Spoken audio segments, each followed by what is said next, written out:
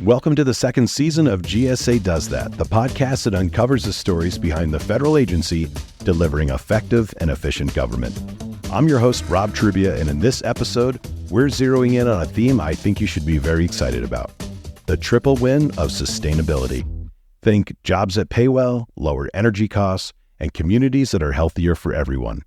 It's all happening, and we've got GSA Administrator Robin Carnahan and Jason Walsh from the Blue-Green Alliance here to talk about it. Robin brings to the conversation a deep understanding from her role at GSA. At the same time, Jason shares a fresh view on how labor and environmental groups are working together. They'll talk about how combining federal efforts with labor practices is creating real progress in sustainability. We'll be diving into GSA's push for low embodied carbon building materials and carbon-free electricity to power its 8,000 buildings. And we'll ask Robin and Jason to break down why choosing materials with low carbon footprints is key in reducing pollution, and how GSA is investing billions to make that happen. And here's the best part. This push for sustainability isn't just good for the planet. It's sparking innovation and lining up with the administration's goals for a greener future.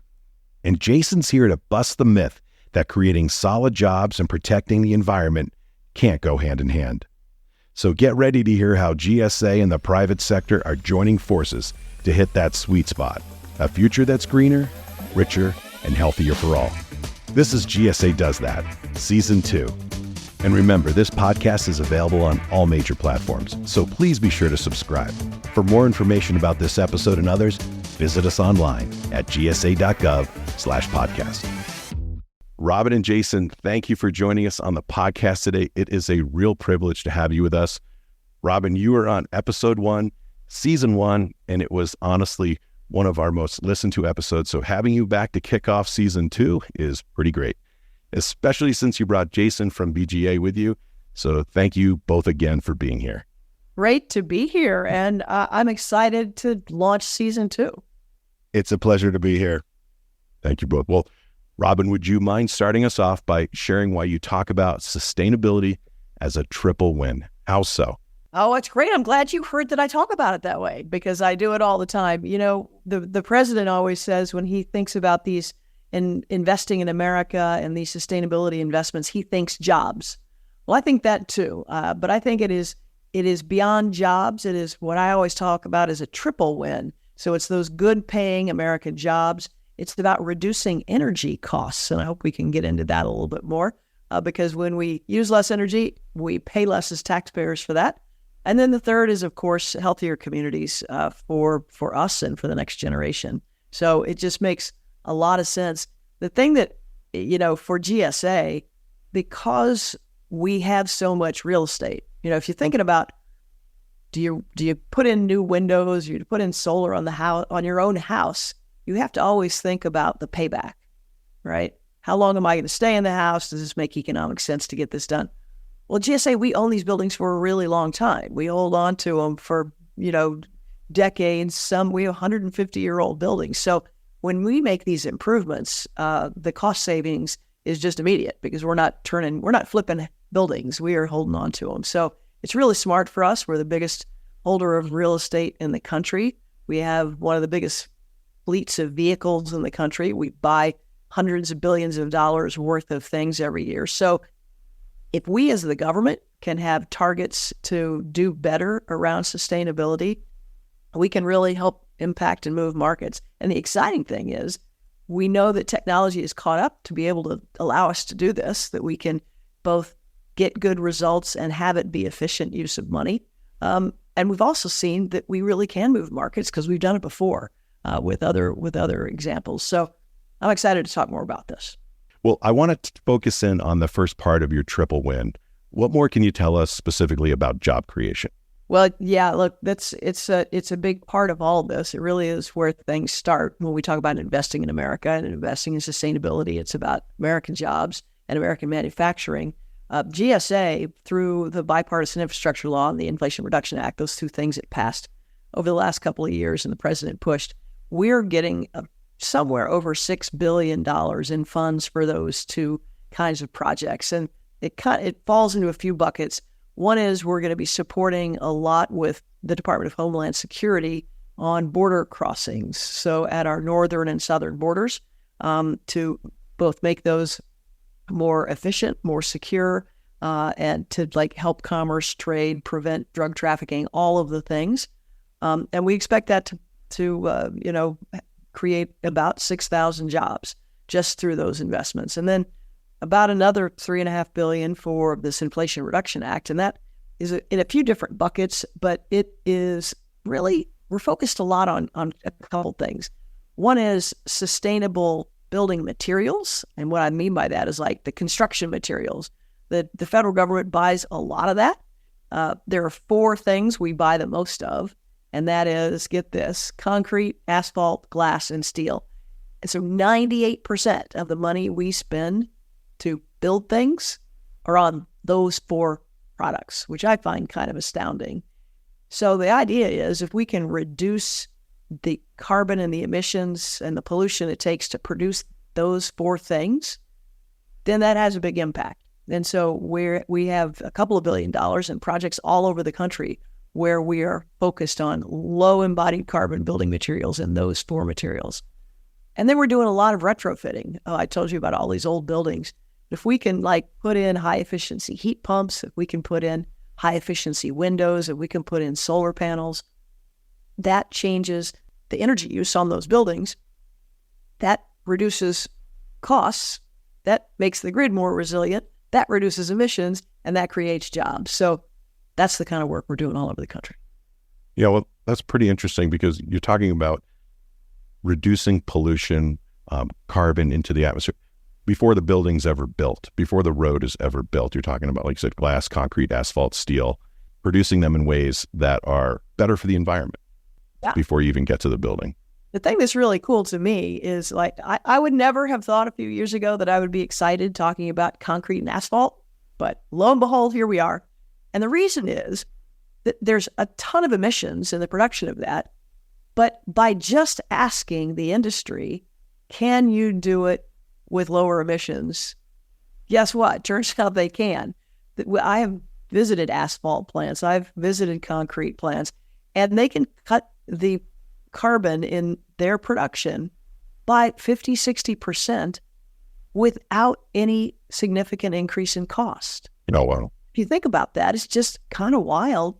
And when I asked them, well, why haven't you done this before? Here's what they said. They said, no one has ever asked us. Well, you're asking now. We're asking now. And so when the government asks, because we're big buyers of this stuff, we can move the market. So it's pretty exciting. Jason, let's get you in on this. You're the executive director of the Blue-Green Alliance, an organization dedicated to solving environmental challenges while still, like we talked about, maintaining quality jobs. Can you tell us a little bit more about BGA's role when it comes to fostering good-paying union jobs? Yes, thanks for the question, Rob.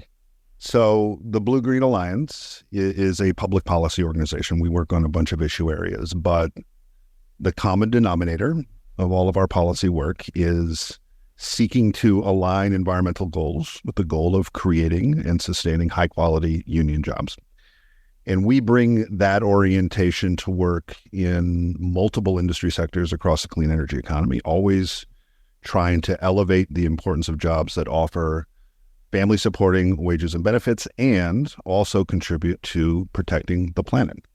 So for example, in our work on the bipartisan infrastructure law and the Inflation Reduction Act, we advocated for attaching strong labor standards to the federal investments in sustainable infrastructure and clean energy and manufacturing, all based on our approach to industrial policy, which is that we need to invest in economic sectors that are of strategic importance to the United States and its people, not to mention the fate of the planet. But we also need to attach standards to taxpayer dollars that maximize the public benefits of those investments for workers and for the environment. And I will say, I think we're very aligned with the Biden administration on this industrial policy approach. And as Robin mentioned, when the president talks about climate, he likes to talk about jobs and union jobs. So it's been a really good partnership.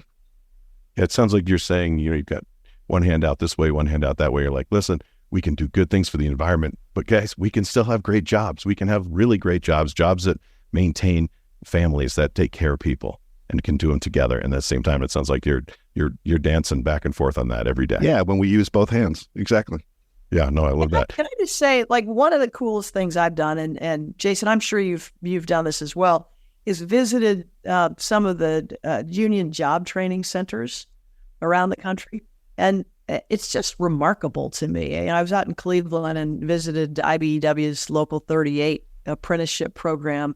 But I just last week in Kansas City, I visited I think sheet metal workers, and I've been out to the pipe fitters in different places. So the crafts and the trades are doing what we need to have the workforce of the future. And it's remarkable because people are being trained on how to install EV charging infrastructure or solar panels or doing things with smart grids if you're getting trained by the IBEW today. And those are the exact kinds of skills that people are going to be needing all around the country. And so they're great opportunities. I could talk all day about that, but folks are able to get an education, the equivalent of a bachelor's degree in 4 years while being paid, right? Instead of going into debt, you're being paid, and you're coming out of that with a guaranteed job, a good job on the other end. So, Jason, you must have stories to tell about these apprenticeship programs.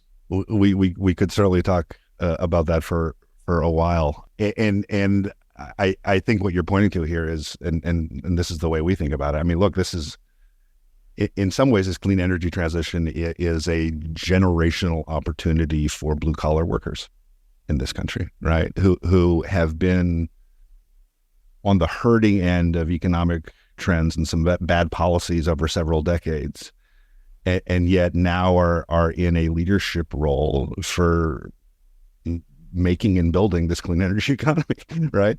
And you point to union run training with the building trades. I mean, I think it is a little known fact that the building trades and their employer partners run no fewer than about 1,600 training centers across the country, right? In every corner of the country. They've got like 90,000 instructors. I mean, the scale is dramatic. If they were a 4-year degree granting institution, a college, they would be the biggest in the country, right? And for a long time, they have been a gold standard for training in the construction sector. And it wasn't until this administration and the Inflation Reduction Act that they were really brought into installing all of these clean energy technologies. They were pretty much on the sidelines. And now with some smart labor standards attached to those investments, including the clean energy tax credits for the first time, they are in the game, which is not only essential from the standpoint of supporting living wage jobs, but also from the standpoint of quality. As you mentioned, Robin, this is like really high quality training, right? And the difference between a piece of equipment or technology that is properly installed versus improperly installed is not only is an economic impact, but it's an emissions and pollution impact as well. Yeah, it's interesting because this issue comes up all the time around project labor agreements and other things about what kind of workers you hire. And I had a conversation with a big construction company CEO not long ago and said, "Hey, you use project labor agreements and union labor on your jobs," and he said, "All the time." And I said, "Well, that's interesting. Why do you do that?" And he said, "Well, that's easy. Like, I want the best trained workers on my jobs, and it saves me money to get it done right the first time." Yep. And I just think, as the federal government, we should be thinking about that same way. We want the best workers on our jobs, the best skilled workers, and we want it right the first time, and that saves money. When someone's interested in being trained in these new technologically driven, clean energy, like, when you talk about solar or wind, I guess I'll ask Jason, where do they go to get trained? I often look up at these giant, I'm in Colorado and I go up to Wyoming a lot, and I see these massive wind farms, like, who's climbing all the way up there, and how do they know what to do when they get up there? Where do you go to learn this stuff? Yeah, it's a great question. I mean, look, there are a lot of programs out there. Both Robin and I are pointing, though, to our registered apprenticeship system, which is administered by the Department of Labor. They maintain those registrations, which is important, right? Because that's how you ensure the quality.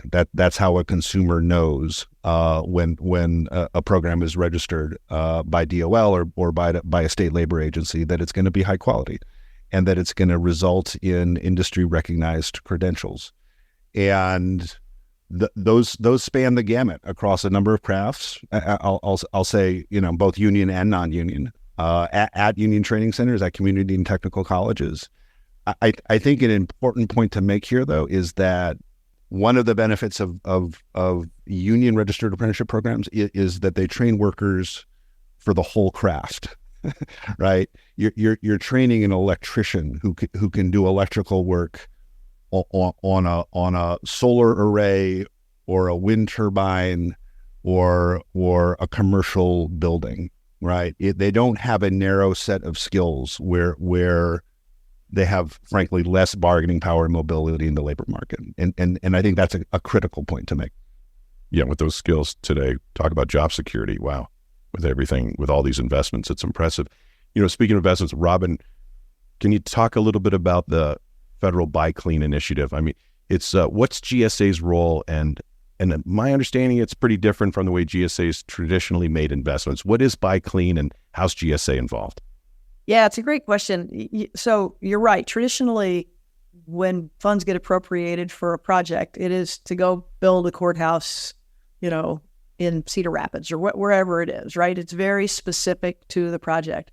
And the funding for these Buy Clean initiatives has been a little bit different because it's about looking across this giant portfolio of ours and thinking about where we can plug in some of these funds for clean building materials or retrofits and improvements for efficiency and make a difference and cut costs. And so it's about the supply chain and it's about cost cutting.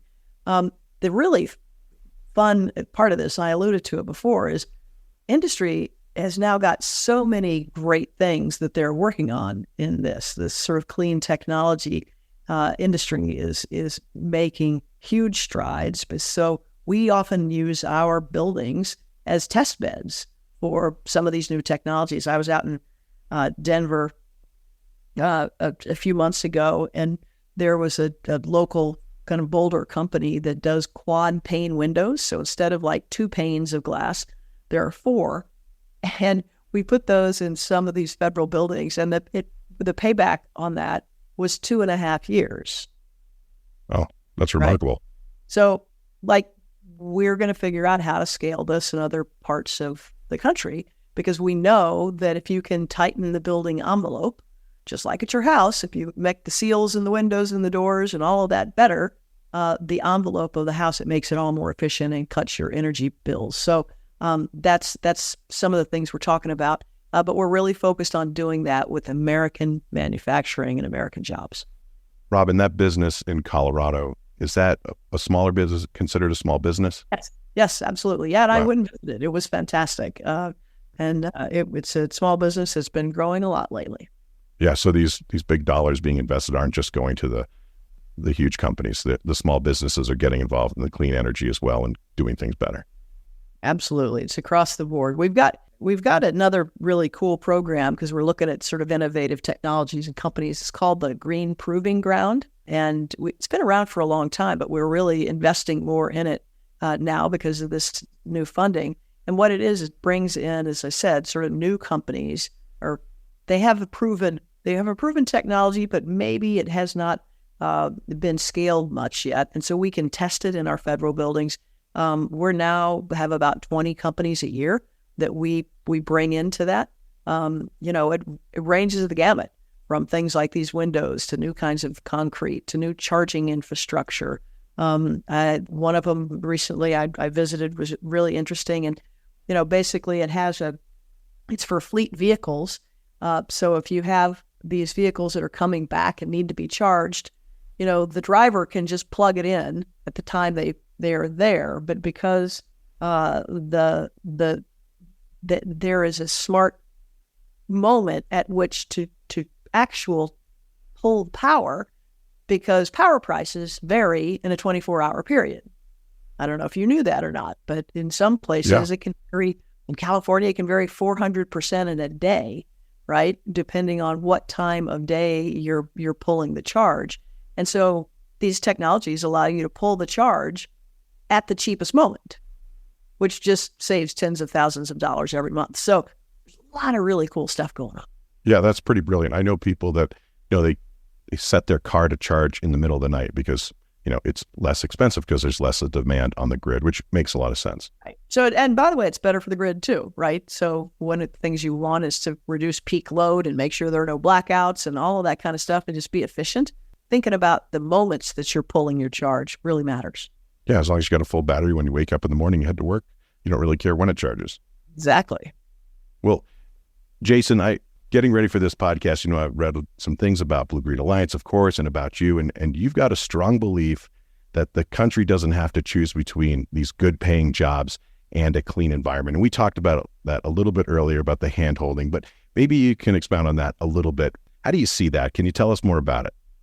Yeah, happy to. And let me actually start with a little history, if you'll indulge me. Sure. So in the last half of the 20th century, I think it's fair to say the environmental and labor movements had an on and off again relationship, right? But one that included some notable collaborations that often don't get a lot of attention. And so, for example, the first Earth Day wouldn't have gotten off the ground without support from the United Auto Workers. And the United Steelworkers were pivotal to getting the Clean Air Act passed in 1970 and in the fight against acid rain back in the 80s and 90s. But it was really in the 90s when the labor and environmental movements started coming together in the streets as mass movements, fighting for a common cause, in opposition to a global trade system that increasingly reinforced in the name of free trade, a race to the bottom among countries seeking to attract manufacturing with weak to non-existent protections for both workers and the environment.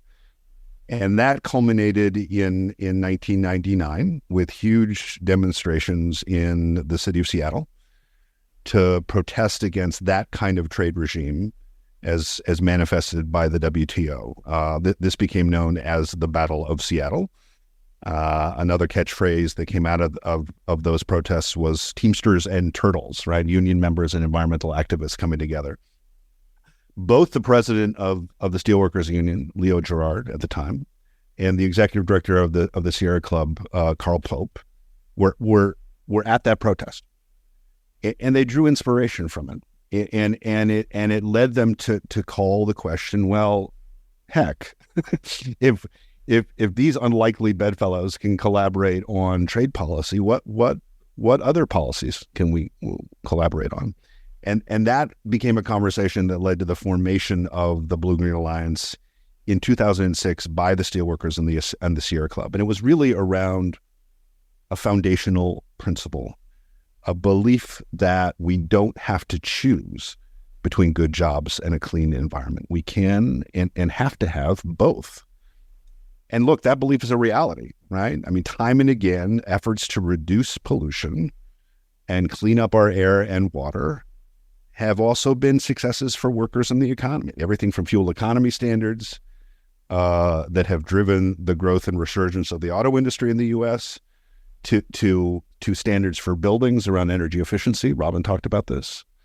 To policies like Buy Clean, right, that support manufacturing things in a cleaner way here in the United States. It is our job to bridge the labor and environmental movements to bring solutions to the table that benefit both. Okay, well, Robin, GSA's got a lot of work to do. They've got billions of dollars that need to be spent to rebuild a lot of infrastructure. How's GSA driving what Jason is talking about right now? What's GSA's part in all of this? Well, I've alluded to a lot of it, I think, already, and that is the building materials. We're trying to be a lot more intentional about buying those in ways that are more environmentally sustainable. And we've got a bunch of examples of having already done that, right? So I was telling you about the land ports of entry on the southern and northern borders.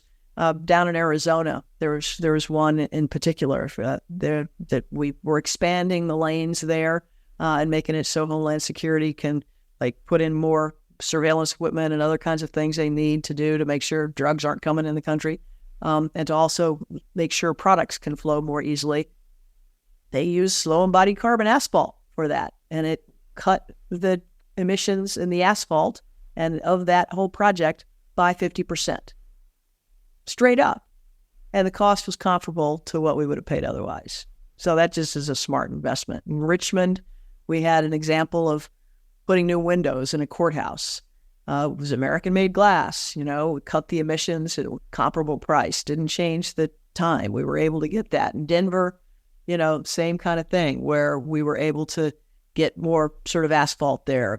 There's a concrete plant over in Kansas City that I visited called Geiger, and these guys are actually embedding carbon in the concrete, which is amazing, and cutting the emissions and of that concrete by 50-60% for the same cost to the buyer. So, we're going to keep doing that on building materials, but we're also partnering with industry really closely to do.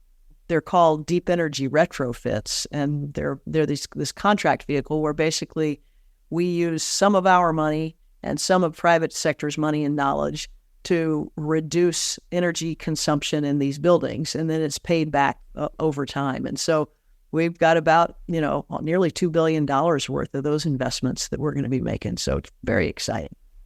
Robin, you alluded to, or you've said, LEC, using LEC materials, finding that it's not more expensive, not much more expensive. What are you learning? I'm curious.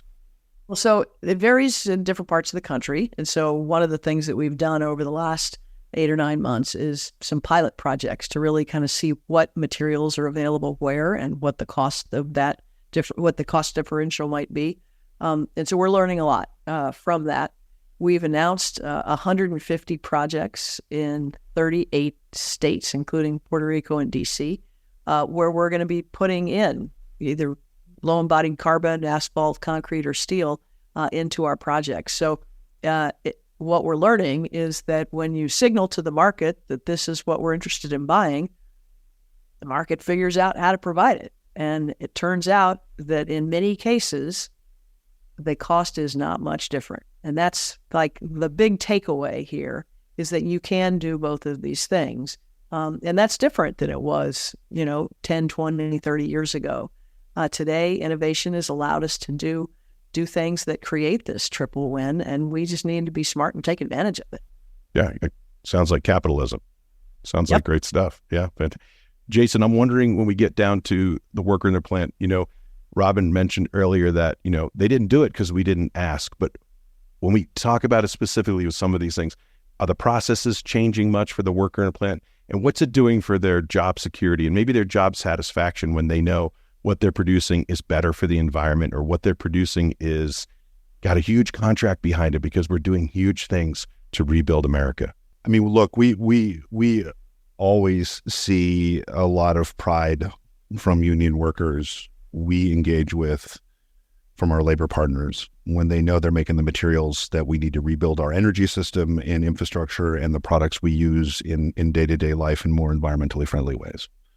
A great example is a plant that Robin, I know you visited in Toledo, Ohio, that is it's a steel plant owned by Cleveland Cliffs.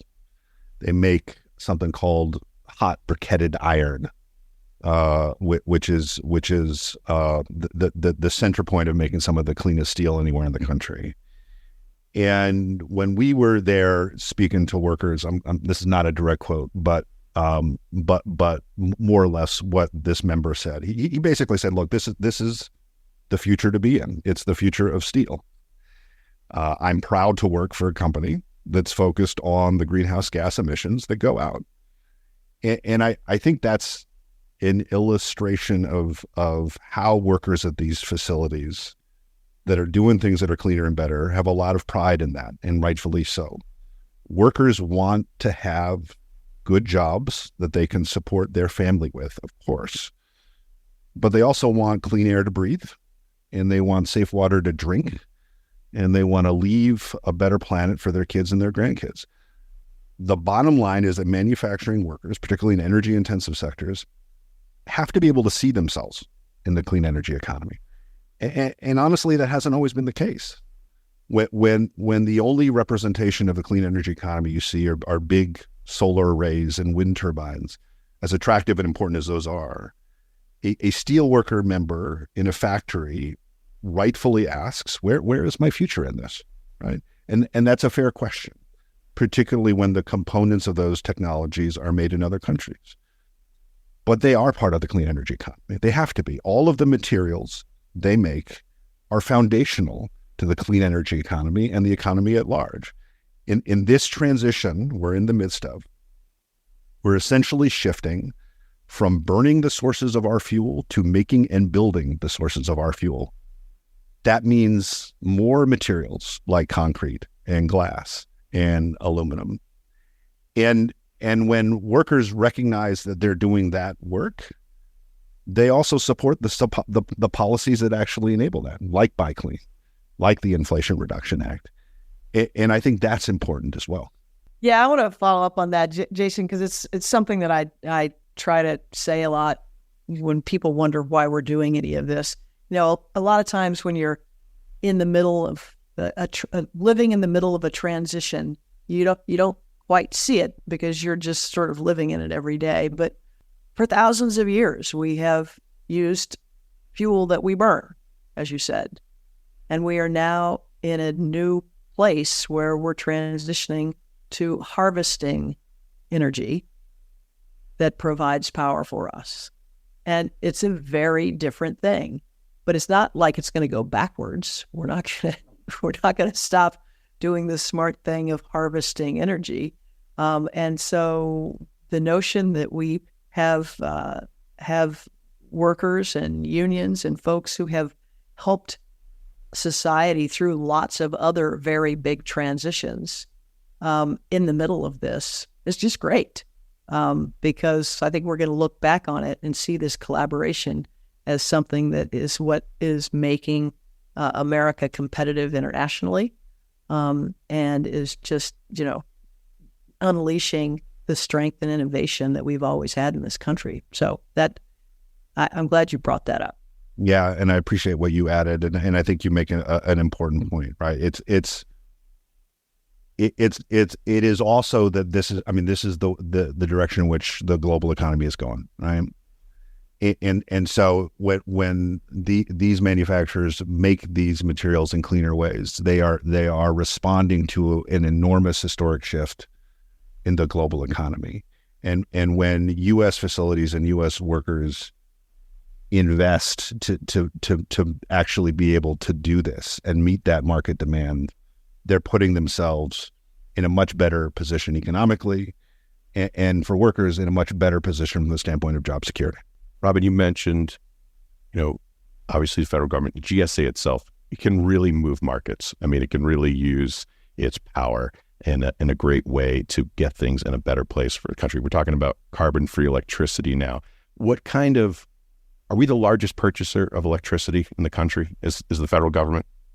We are actually, along with the Department of Defense. So you can imagine we've got this giant portfolio of buildings. We also have to buy power for them. So if you think about it, GSA and DOD are the biggest buyers of power in the country. And that's pretty exciting because that, again, lets us have conversations with our private sector partners that are not from government being a regulator, but government being a buyer.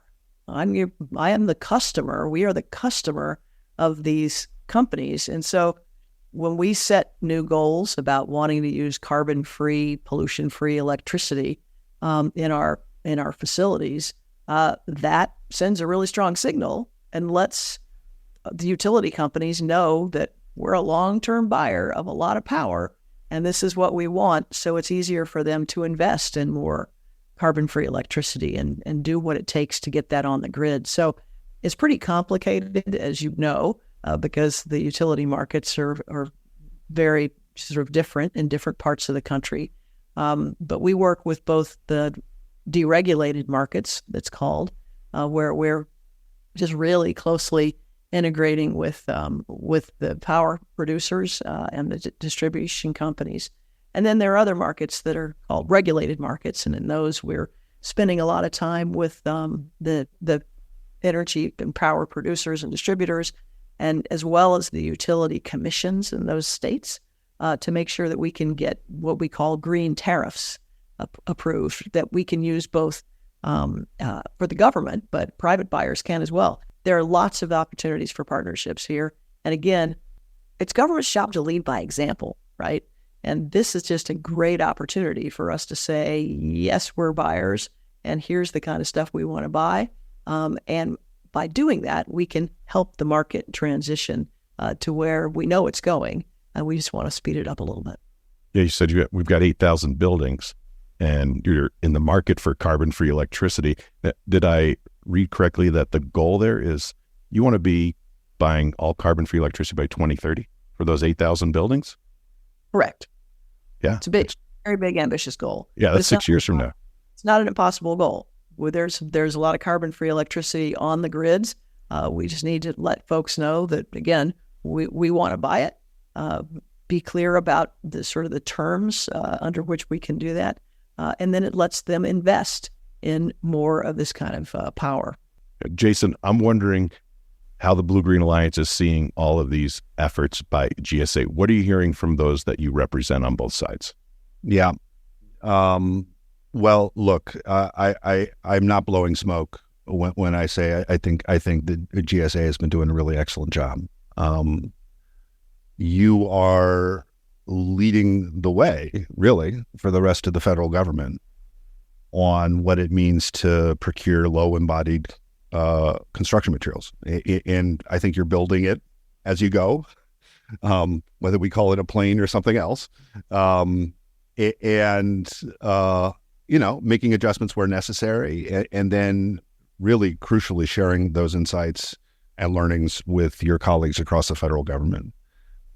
That's not easy. Going first usually isn't easy, but someone's got to do it. And I think GSA is the right federal agency to be the first mover. And this is huge, as Robin's talked about. The federal government can provide a single market signal to manufacturers, right, that we want cleaner products, and we're not going to buy the dirtiest stuff anymore. And I think these facilities are stepping up to the plate. There's always room for improvement. This kind of market transformation takes time. We're kind of turning an aircraft carrier here, but using government purchasing through Buy Clean is an incredibly important procurement tool. And I think it's worth flagging, the Inflation Reduction Act funding, right, which include funding for facilities to clean themselves up, and that's an essential part of this as well. I'm starting to see the connection. It's making a lot of sense to me, Robin. I'm curious, just as we close out, what are you hoping listeners take away from all of this, from this conversation today?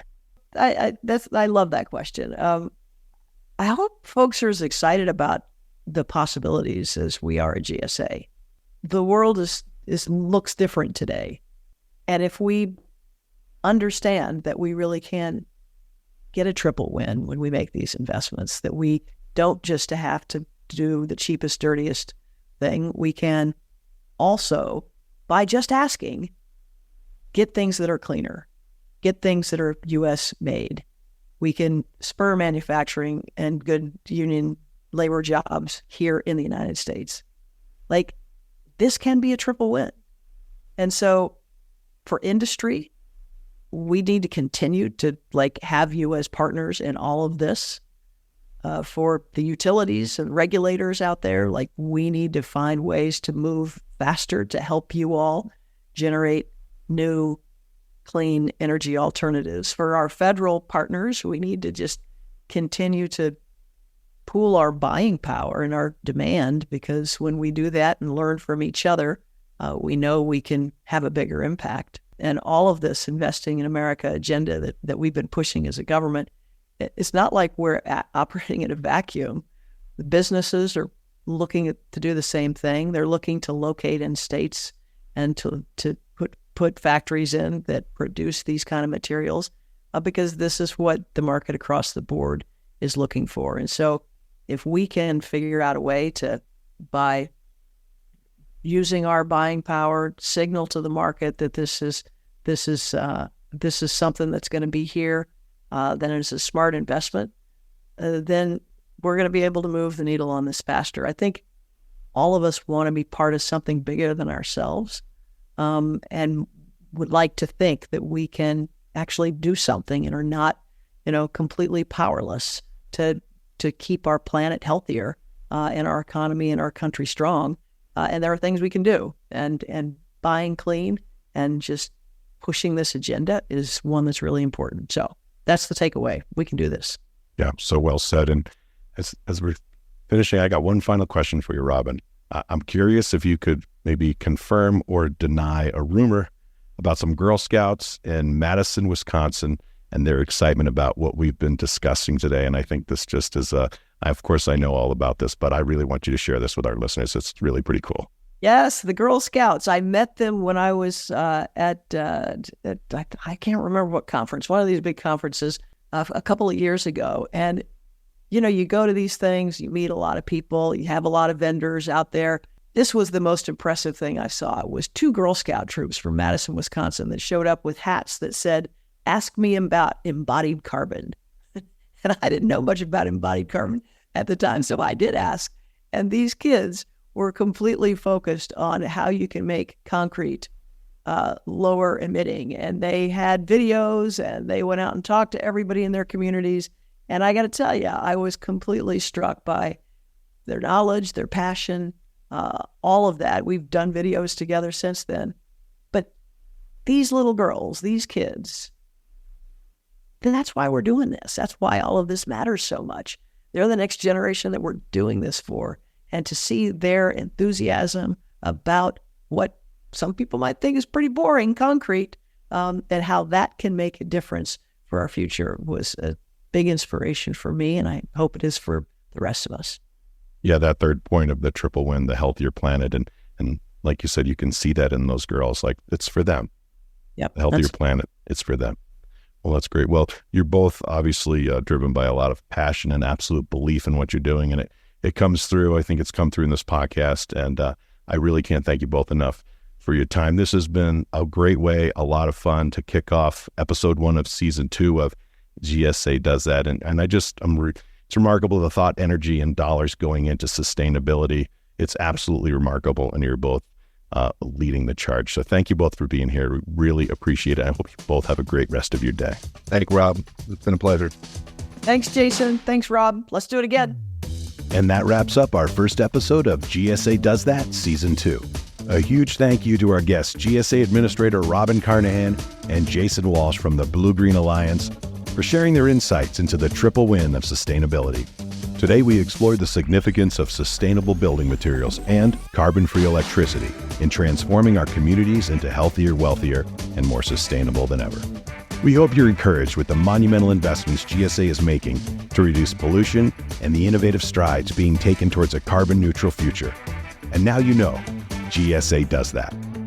In our next podcast episode, we'll explore HBCUs and their important contributions to the federal landscape, promoting a more equitable and prosperous America. Be sure to tune in. Thank you for tuning in to GSA Does That. Don't forget to subscribe to our podcast on your favorite platform and consider sharing this episode with friends and colleagues. To suggest a topic or guest, drop us an email at gsadoesthat@gsa.gov. I'm Rob Trubia, joined by our executive producer, Max Stempora. This episode was brought to you by the General Services Administration, Office of Strategic Communication. I hope you have a great rest of your day.